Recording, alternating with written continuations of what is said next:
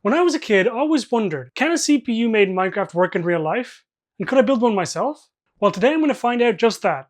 13 years ago, a YouTuber called The Internet for the Win uploaded a video where he became the first person in the world to make a CPU in Minecraft. This is the one I want to recreate. So what'll it take? In his video, he mentions this book, The Elements of Computing Systems. This book describes the hack CPU architecture, which is the same one he used in his video. So we'll use this book as a blueprint and bring the rest of the CPU to life using real logic chips. And for the hardware, I want to use these. These are the 74 series logic chips. This series includes everything from AND gates to multiplexers to registers.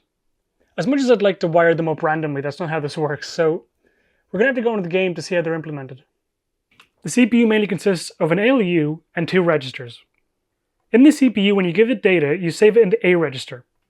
Then when you give the CPU an instruction, you tell the ALU what you want it to do with that data. And then once you get an output from the ALU, you can send it to the A register or the D register, or even send it out to RAM. Being able to do math and logic and then remember the result for later is what makes a CPU really useful. So where do we start in bringing this to the real world? Here we have a simple 2-bit binary adder. With it I can take two 2-bit numbers, add them together and show the output on the right.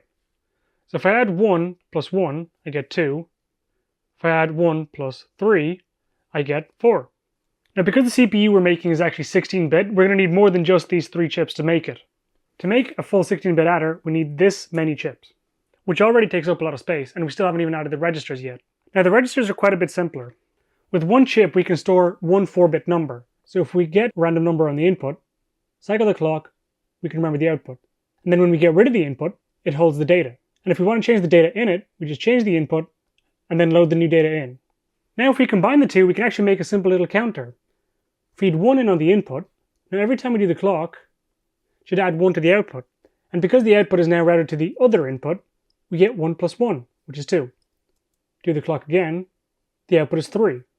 Now this CPU has 2 input registers, both of which are 16-bit, so we'll need 4 of these chips to fit all that data. Now the output for the D register is always connected to the input of the ALU, and the input of the D register is always connected to the output of the ALU. But the A register is a bit different, and we can see this in the diagram. For the A register, we have a couple of options. You can either take the ALU's input through a multiplexer, which basically just switches which one of these inputs we take, or we can get the input from the outside. But the ALU's second input can also be switched. You can either take the data from the A register, or from external memory. This means we'll need 2 multiplexers for this as well. So you can see we're almost full on this PCB, which is bad because there's quite a bit more to add. So to pick if we wanted to do an AND operation or an add operation, we're going to need another multiplexer. But it could also do a couple things with the inputs X and Y. Firstly, you could take either of the 2 inputs and turn them into zeros, which would require 4 AND chips. Or the ALU can also invert the inputs, which would require 4 XOR chips. And just to make this wonderfully more complicated, we can also invert the output, which would take 4 more XOR chips. We can then check if the output is 0 using 4 OR chips. Then we just need a couple chips to control everything. And then, what the hell, a couple of LEDs to make everything look pretty. So yeah, we're going to need a bigger PCB. And this is where today's sponsor comes in. PCBWay! PCBWay can do anything, from PCBs to 3D printing to CNC machining, which I plan on using soon. All you have to do is go on their website, PCBWay.com, upload your PCB design or 3D model files, select all the options you want like materials, tolerances, and colors. Then you just submit your order, wait for one of their engineers to approve it, and once it's ordered, it'll be manufactured and arrive just in a few days. Thanks again to PCBWay for sponsoring this video. Okay, so because this PCB was far too small for what we need it for, I designed some new ones, and hopefully they fit exactly what we need. I'm really happy with the way these look. Sometimes with tinned pads you can actually have them bridge, but thankfully none of these seem to have any bridging on them. I've gotten all the chips transferred over now, so for every chip I'm just going to tack one corner down. I'm only soldering down one corner to keep these chips from falling out once I flip the actual board over. So let's see what happens. Notice there's no wiring on the back, it's the same on both sides. So this is all going to be hand wired. Cool, that's one row done. There's also 1, 2, 3, 4, 5, 6, 7, a million of them left to do, so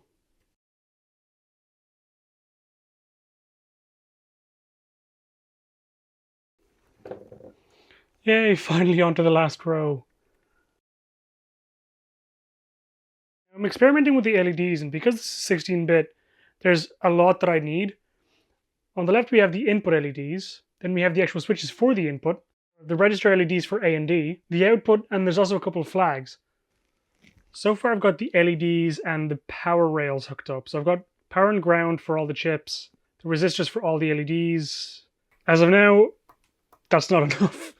So let's get going with wiring the actual CPU up. All the data lines, all the clock lines, everything I need to actually get this thing working and to be able to test it. This is going to be quite time consuming.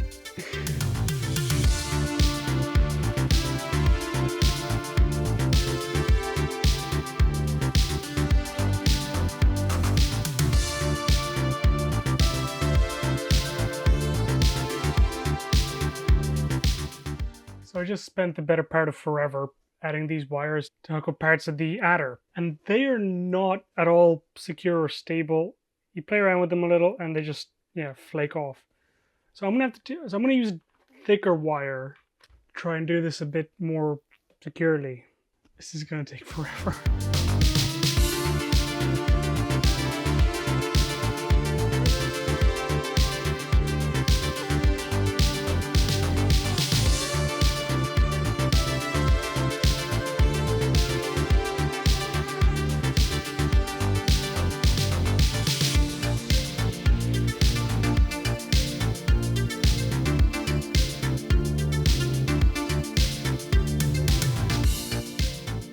While watching this, you might be wondering, why would anyone do any of this?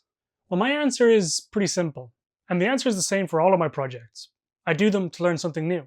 With the orange loop watch, it was to learn how to do flexible PCBs. But for the CPU, it was to learn more about how CPUs worked. And that was actually the same reason that the Internet for the Win made his video. While he was going through his college course and learning how a CPU worked, he thought the best way to do it would be to just make one. And I agree with that. That's why I made this one. That's why most other people have made discrete CPUs. But would I recommend anyone actually do this? Well, yeah. If you want to know how something works, the best way is to make your own. But even with something like an Arduino, you can get started pretty simply, just by learning how to program. And I'd recommend anyone that watches this, whether they're an engineer or not, to look into electronics as a hobby. And as you learn things, you might realize that the electronics world is not as complicated as it first seems. But let me get the CPU finished and I'll come back to tell you how it works.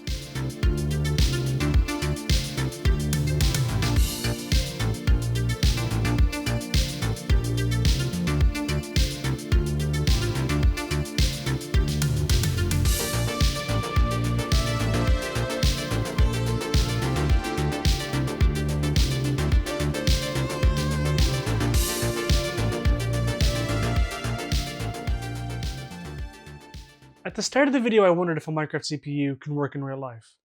And it does! So let me show you a quick demo. When I turn on the CPU, it just comes up in a blank state. Then I just reset the registers.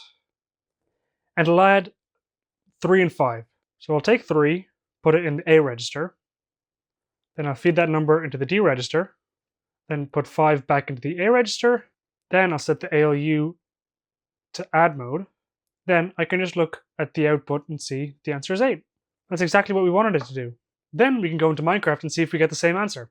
So we add 3 to the A register, then store that value in the D register, then put 5 in the A register like we did before, then add A and D together. As you can see, we get the same answer we got before.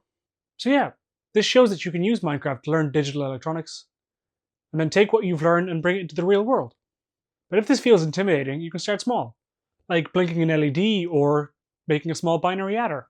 I built this just from the pinouts and the block diagram alone, no schematics, which is a lot easier than it actually seems. So can a Minecraft CPU work in real life? Yeah, yes it can. And now you've seen it.